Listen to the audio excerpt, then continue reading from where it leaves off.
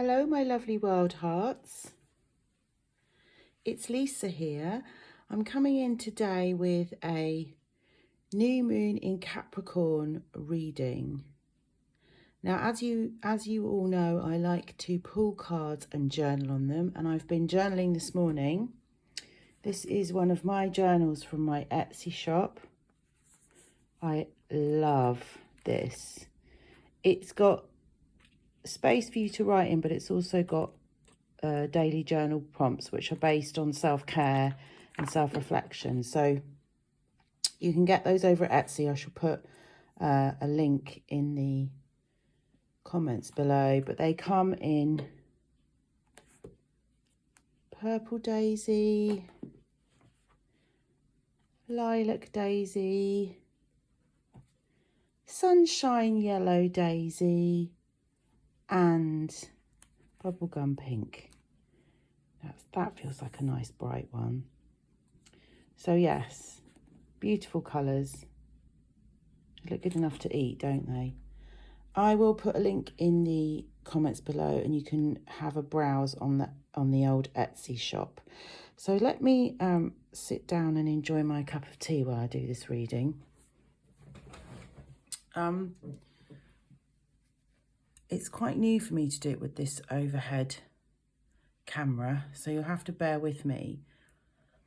So Capricorn new moon, the themes of the Capricorn new moon. The Capricorn is an earth sign, and Capricorn is very hardworking and career focused, I think. So Capricorn themes are normally around goal setting, which is very appropriate for this time of year, isn't it? At the beginning of January, we set goals. Well, I don't set goals, actually. I think I set intentions for this time of year. Intentions are more about the energy that you want to put behind your actions. And really, if we're going to make change that works or that is long lasting, we want to set intentions that are in alignment with our values, that are in alignment with who we are. So what was really interesting is here on this main card spread, where we've got the mother at the centre, was the cards that came out. And then over here where we've got the father, this was what was on the bottom of the deck. And always for me, what's on the bottom of the deck is either the energy that wants to come through or the energy that's there but you can't see, that you haven't accessed yet. So we'll talk a bit more about that. But I don't know if you guys had a word of the year. I did a podcast episode on the Wildheart Diaries. If you Google the Wildheart Diaries, you'll find it where you listen to your podcasts on my word of the year, which is to write. And I have been writing a lot. Last week I wrote loads, this week not so much, but as long as I am developing the daily practice of sitting down and writing something, then I feel like I'm listening to my intuition, I'm following my intention, and that's my dream, to be a writer. So if you want something to happen, you have to be it. If you want your life to be calmer and more peaceful, you need to be more calm and peaceful. If you want to be a writer, you need to write. But that's easier said than done. So let's get into the cards and see what we've got here. So at the heart, we've got the mother. And if you notice on the mother, can you see? It's a little pearl wrapped in a nest of, I don't know, grasses, hay, and then a coiled rope, and the pearl sits in the middle. It's a mother of pearl, isn't it? It's called.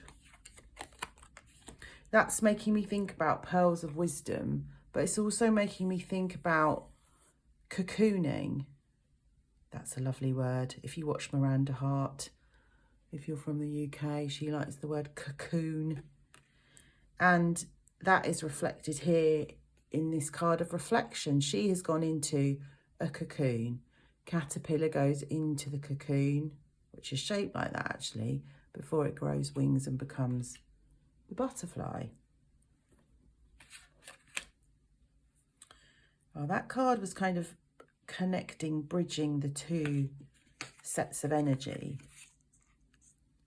And this card, Bravery, was actually hiding underneath Prince. And I pulled it out as one card. And then I was like, oh, there's two. What wants to come through? So I don't read cards according to books, the guidebooks. I just read intuitively what message I'm getting.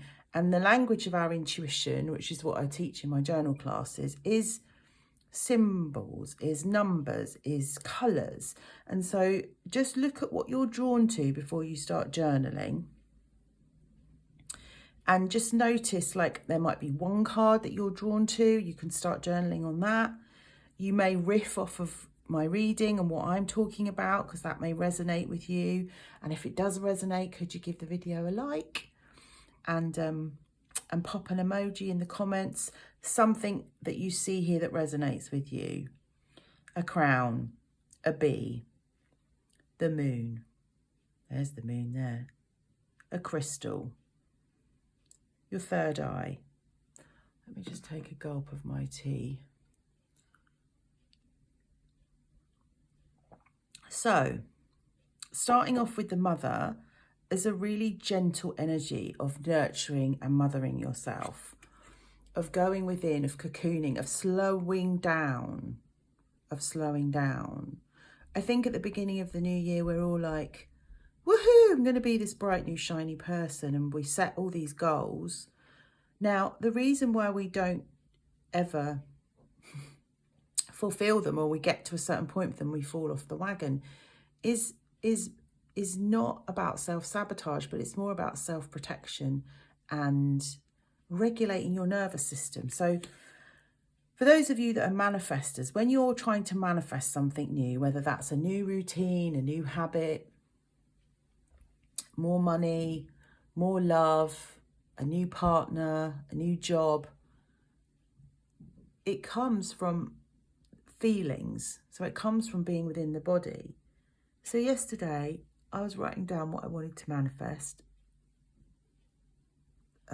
which is more money yesterday. I was asking Spirit for more money because I've got some things coming up that I want to invest in. I want to make an investment, and so I want more money for that. And then I thought, what's the feeling that more money will give me? The feeling that more money will give me, I said, was relief. Relief. And so I close my eyes and I go into my body and I'm like, what does relief feel like? Relief feels like my shoulders are dropped, like my face is loose, like I'm not clenching my jaw, I'm not clenching my hands, I'm not walking around clenched, bum clenching, you know, with everything clenched and tight. I can let go and relax and trust and allow that everything's going to be okay. Now, linked into the mother, this is interesting. Did you feel held, nurtured, like you could rest in the love and energy of your mother? Because the way that we were loved by our mothers is the way that we love ourselves, and the way that we regulate our nervous systems is dependent on the adults around us, how they regulate their nervous systems. So as many of you know from reading my book and listening to my story, I grew up in a house that was very chaotic. It's a big family. I was the eldest, and I didn't always feel that I could rest in the safety of my mother's love. In fact, my mum was she was very emotionally dysregulated at times. And if you weren't worrying about her, she made that mean that you didn't care. So that meant all of your energy and attention had to be on her all of the time. I don't know if that resonates with you, if you had a mother like that. But I made the connection yesterday. I was like, oh, this relief I want is relief from having to focus my attention out there all the time and wanting to come within. And now I have to come in and create this cocoon and this nurturing energy for myself. And I can only do that by learning how to regulate my nervous system, which I know how to do. So on this channel, there is a video for highly sensitive people on managing your energy, on grounding, cleaning and protecting your energy. So coming into this nest is protecting that sensitive, delicate pearl, that part of you. I don't think it's about building walls and hiding the sensitivity that you have away from the world. It's about nurturing yourself and protecting yourself and knowing who you can show it to. That's what I believe. But I was thinking, to manifest this relief, this feeling of relief, if I need to, if I want to manifest more abundance, so abundance can be time, love, or money, whatever abundance looks like for you. I need to be in this state of relief, which is really resting and relaxing, and not on this state of hyper alert and hyper vigilance all the time. And I do that by managing my nervous system. Now, those of you that have got my emotional first aid kit, or that have had an emotional first aid coaching session with me, you will know how to do that, because it tells you how to do that in the course, in the kit. And the 4 stress responses are fight, flight, freeze or fawn. So I tend to, if I'm in the eye of the storm with someone else, if someone's getting angry or there's chaos around me, or there's someone that's very emotionally dysregulated, I tend to go into a freeze, so I can't talk and I can't stand up for myself, and then into a fawn, which is when I find my voice, it's all about placating and making sure that the other person is okay. And so then if I don't learn how to do that, then what that means is that I probably stay in my cocoon too much, because I'm actually hiding away from the world. And the point of the cocoon is not to hide us, it's to teach us how to manage, protect and cleanse our energy, regulate our nervous systems, so that we can be in this energetic state of whatever it needs to be for us to attract in what we're trying to manifest. Does that make sense? So I thought, oh, that's massive, because I only found that out yesterday. And these two cards, well, it's interesting, isn't it? Because you've got a man, the prince, and a woman, but they've both got crowns on their heads. And to me, this speaks of loyalty to yourself, because the minute your nervous system is dysregulated and you start fawning, which is really people pleasing, placating the other person, you've betrayed yourself. You've not been loyal to yourself. You've not stayed with yourself. You've not honoured your own needs, wishes, desires, feelings. So there's courage in this card. This for me is the card of courage. It's going to take courage to face other people's emotional dysregulation. I mean, the answer is to stay away from people like that, really. But in the current state of the world, there are a lot of people who are emotionally dysregulated. I think the ones that you want to stay away from are the ones with a strong fight response. They're the angry ones that feel out of control. So that's my inner child, who had the courage to deal with that when she was growing up. That's her, but she's kind of all armoured up and ready to fight, isn't she? And this is more about a softening and saying you don't need to armour up and protect yourself. You don't need to be defensive, which is also a fight response. I mean, people who are in a freeze response, you don't need protection from them, but you won't get any emotional connection from them. They're not emotionally attuned. So when I go into that freeze form response, I'm not myself. Younger parts of me are coming in. They were coping strategies to deal with the storm that was my chaotic house growing up. And they come in to protect me. But now I need to learn other healthier ways to protect myself.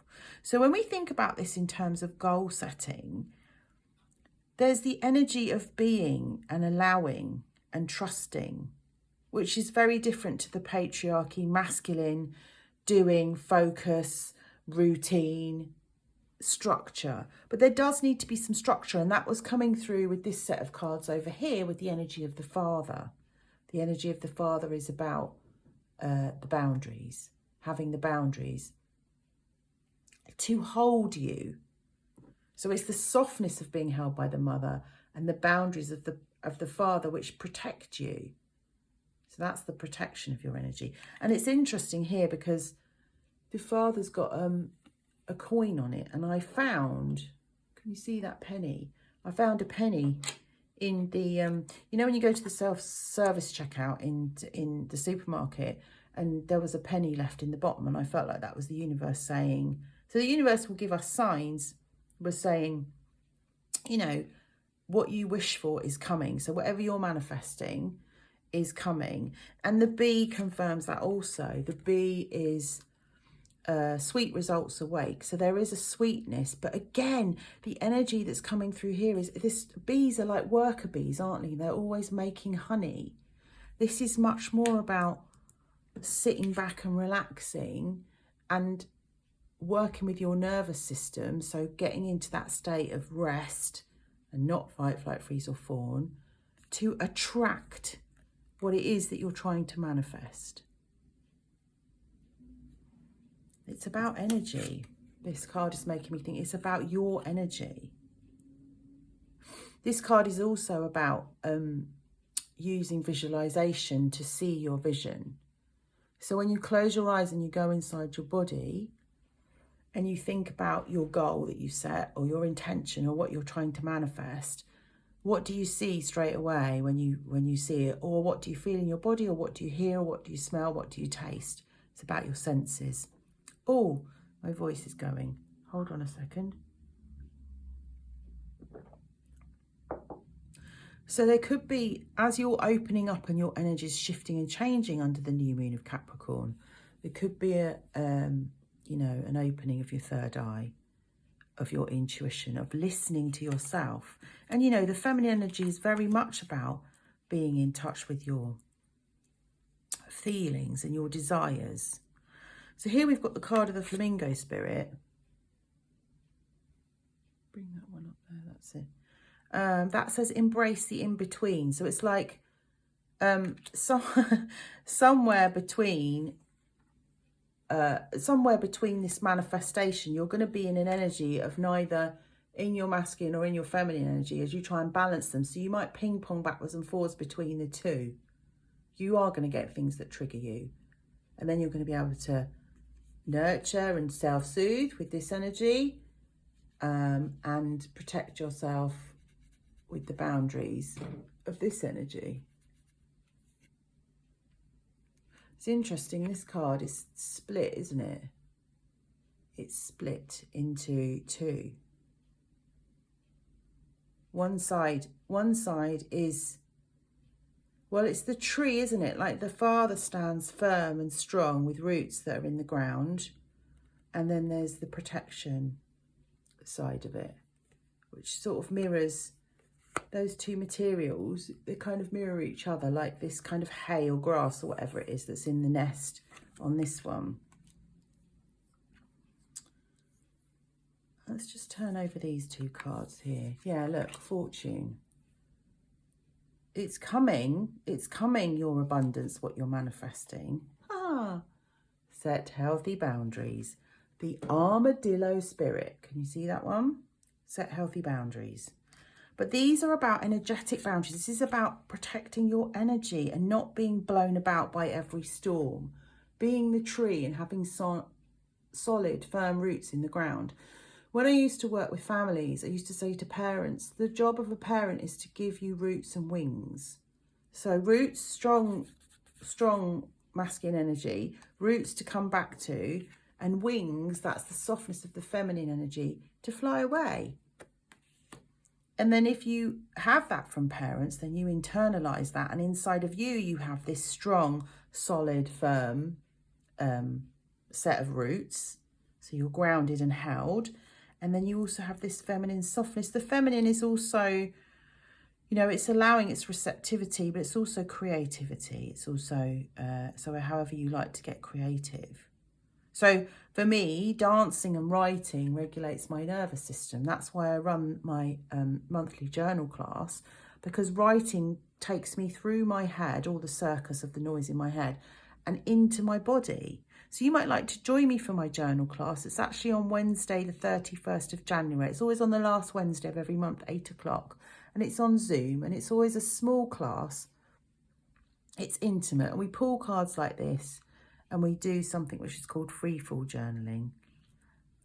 It's like your morning pages, and eventually the voice of our higher self comes through and we get messages. Again, we're listening to our intuition. We're guided by our intuition. We're guided by what feels right for us. So they were the cards that I pulled, and then I had some tarot cards because I always use tarot to clarify. So I'm going to bring those in now and talk you through these ones. The first one was the Nine of Earth. Yes, the Nine of Earth. So that's the Nine of Pentacles. The Wheel of Fortune again. That's amazing, isn't it? Eight of Air. That's the Eight of Swords. The King of Air. That's very masculine energy. But it's like walking a tightrope between the thoughts in your head and being in your body. Now look at that. The Ace of Water, which is the Ace of Cups, is the card of self-love. And look, that seahorse is holding a pearl. That's back to protecting your sensitive nature. I mean, that's a double message. That's double confirmation, isn't it? Let's put that pearl there with that one. And then the Five of Fire, which is a creative energy. But it's also about allowing difference. It's about allowing people to be different. So we've got a lot of fire here. So it's like if people are angry and they're kicking off or they're having a meltdown, let the storm reign, because you can't control. If it was nature, you can't control the storm, can you? And the mother is like nature. Like Mother Nature is probably the most healthy archetype for mothering. Then we let the storm reign. We let it clear away what it needs to clear away. It's not ours to control, especially if it's someone else's storm. Our storm is ours to control. But sometimes if it's your storm, you need to feel that anger, because that's righteous anger and that's healing.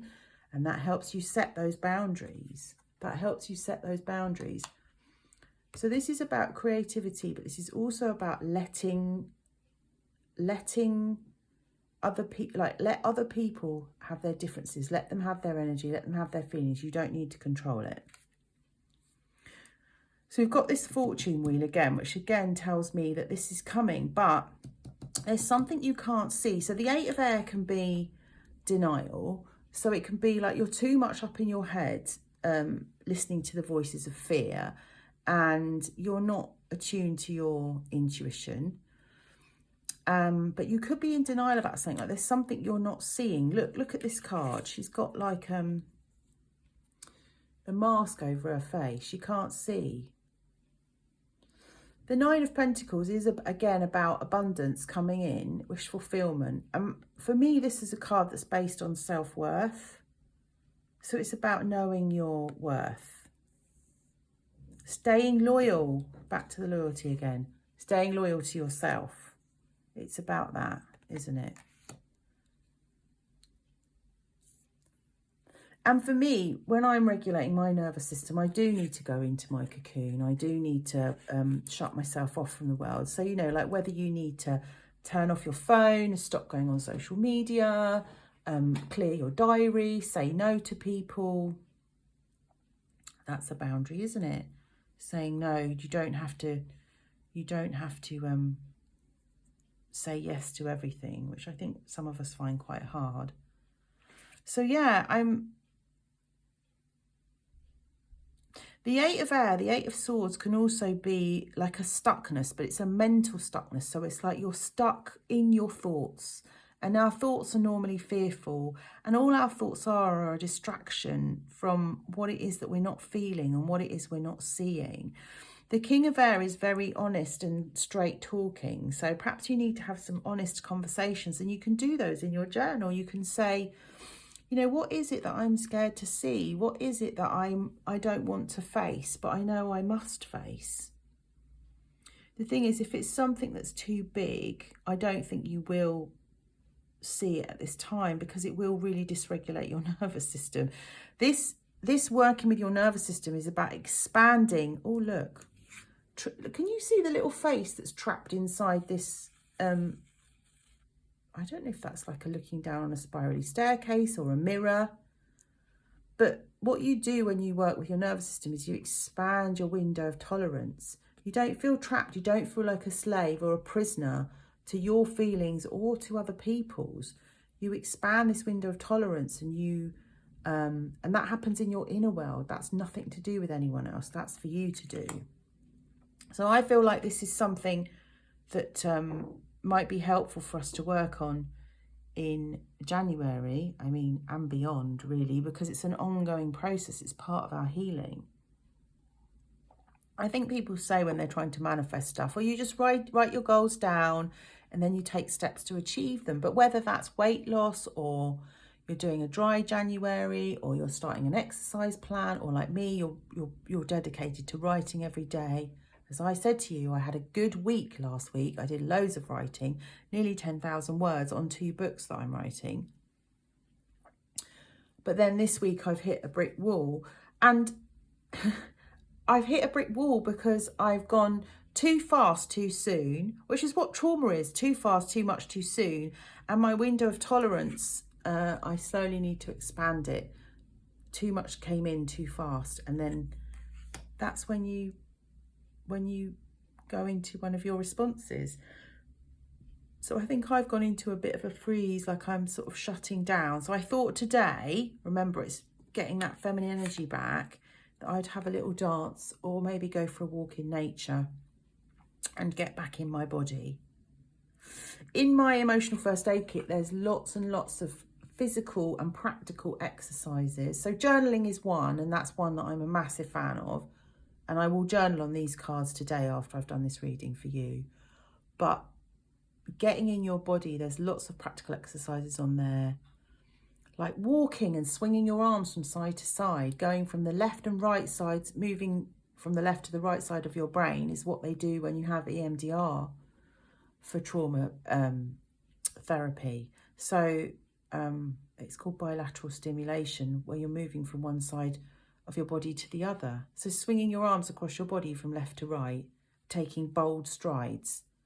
Out in the fresh air, Mother Nature will hold you, and you reconnect with the energy of where you come from. Let's just look at some tarot cards for what wanted to come through that we can't see. Yes, now the 8 of Earth and the 9 of Earth came out upside down. Oh, 8 of Earth and 9 of Fire, sorry. The 8 of Earth is about working on something, but this came out upside down. So it's like, it's less doing and more being. It's less doing and more being. And I think we need boundaries to enable us to be, to sit with ourselves, to find that relief that I talked about. Write relief in the comments below if you can relate to what I'm saying. If you feel like you're always on the run, probably from yourself, but you're always busy all the time, and then sitting down and being with yourself becomes a challenge. And look at her, like holding and looking at the stars. You know, she's able to just be. It reminds me of someone that's like candle watching, really. Or if you ever gazed at the flame of a candle, that's a really nice mindfulness exercise. And then that results in the King of Pentacles. So the King of Earth, the King of Pentacles, bringing your plans back down to earth. See, up here with the King of Air, it's too much up in the sky. It's gonna bring them into reality. Your manifestations will become part of the 3D earth world. What do you see? So what do you see when you look at these cards? Also in this one, I'm drawn to the cello on this one. Or it might be a double bass on the 8 of Earth. Music. Music is very calming and relaxing for the nervous system. There are lots of videos on YouTube with energetic, vibrational, healing music. So it's set at a certain vibrational speed, which is healing for our nervous systems. So that's something else that you might like to do. Yeah, so when you look at these cards, I mean, really, the King of Earth is the father for me. My dad was the main breadwinner, and he was a self-made man, and he took care of the money. So maybe there's something in there about who took care of the money when you were growing up. What are your beliefs about money? Do you think you need a man to provide for you, or can you provide for yourself? Do you find it hard to allow other people to take care of you? Do you want to be independent and do it all yourself? So there's quite a lot you could journal on here. Let me give you some examples to help you on your way. I'm particularly drawn to these masks. Look, the King of Air's got a mask on as well. What are you up in your head thinking about? Get a page in your journal and just set a timer on your phone for 10 minutes. Put some nice music on and just let your pen do the talking. Don't stop writing. Just keep writing. Don't think about what you're writing. Whatever wants to come out on the page. And you can write at the top of the page, what can I not see, or what am I in denial about? What am I scared to face? And that will come out. But, you know, less of this worker bee energy and more allowing and being and working with the nervous system so that the manifestations can come to fruition. And part of that is being loyal to yourself. So where are you not being loyal to yourself? Where are you... put that one down because that's about courage, and I think Wildhearts have got a lot of courage. Where are you betraying yourself? Where are you not staying loyal to yourself? Where are you agreeing with what other people say just to keep the peace? Where are you saying yes when you mean no, or no when you mean yes? It works both ways. I don't know if this is in the context of relationship, because you've got the man and the woman coming together, but whatever kind of relationship you're in, you know, you could be in a same-sex relationship, but there is something about the masculine and feminine energy coming together, isn't there?